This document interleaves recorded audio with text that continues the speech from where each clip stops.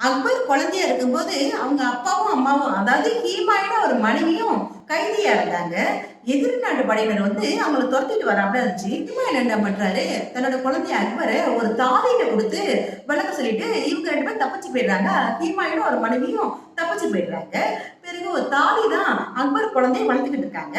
பிறகு அந்த தாலிக்கு ஒரு குழந்தை பிறகுது. அந்த குழந்தையும் அக்பரையும் தன்னோட குழந்தையாவே வளர்த்து வந்துகிட்டு இருக்காங்க அந்த அம்மா தாதி. பிறகு அக்பர் வளர்ந்து பெரியவராகி பேரரசு ஆயிடுறாரு.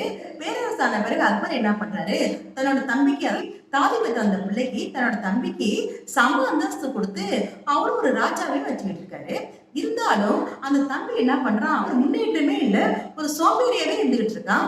உடனே அக்பருக்கு ரொம்ப வருத்தமா இருக்கு. உடனே தம்பியை கூப்பிட்டு கேட்கிறாரு, அப்பா நீ நல்லா இருக்கணும், இன்னும் என்ன வேணும் சொல்லு, நான் செஞ்சு தரேன் அப்படின்னு சொல்லி அக்பர் வந்து தன்னோட தம்பியை வந்து கேட்கிறாரு. தம்பி சொல்றான், நான் உன்னோட முன்னேற்றத்துக்கு காரணம் உன் அரசவையில இருக்க பீர்பால் தான், அந்த பீர்பாலை என்கிட்ட கொடு அப்படின்னு சொல்லி கேட்கிறான். உடனே வேற வழி இல்லாம அக்பர் என்ன பண்றாரு, பீர்பால்கிட்ட போய் சொல்றாரு, நானும் என் தம்பி கூட பிறக்காட்டாலும் அவன் தான் என் தம்பி, அவன் நல்லா இருக்கணும், அவன் என்ன பண்றான்னு உன்னதான் ஆசைப்பட்டு கேட்கிறான், நீ போய் அவரோட இருக்க முடியுமா அப்படின்னு சொல்லி பீர்பால் வந்து வருத்தப்பட்டு கேட்கிறாரு.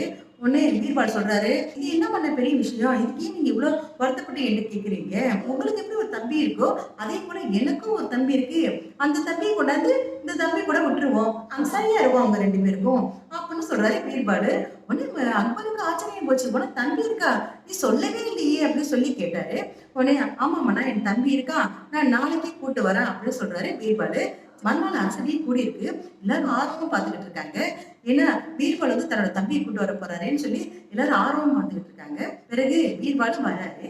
கையில ஒரு கயிறு கட்டப்பட்டிருந்துச்சு. கயிறு முனையில பார்த்தா ஒரு எருமை மாடை கட்டப்பட்டு பீர்பால் இழுத்துட்டு வந்துட்டு இருக்காரு. எல்லாரும் ஒரு மாதிரி ஆயிடுச்சு. உடனே பீர்பால் என்ன பண்றாரு, அக்பர்கிட்ட போய் சொல்றாரு, மன்னா இவன் தான் என்னோட தம்பி. எப்படின்னா நான் சின்ன குழந்தையா இருக்கும்போது எங்க அம்மாவுக்கு தாய்ப்பால் இல்ல, இந்த மாட்டோட பால் குடிச்சுதான் நான் வளர்ந்தேன். அதனால எனக்கு இவன் தம்பி மாதிரிதான், இந்த தம்பி உங்க தம்பியோட இருக்கட்டும், இந்தாங்க என்னோட தம்பி அப்படின்னு சொல்லி தன்னோட தம்பி எருமை மாட்டை அக்பர்கிட்ட கொடுக்குறாரு பீர்பால்.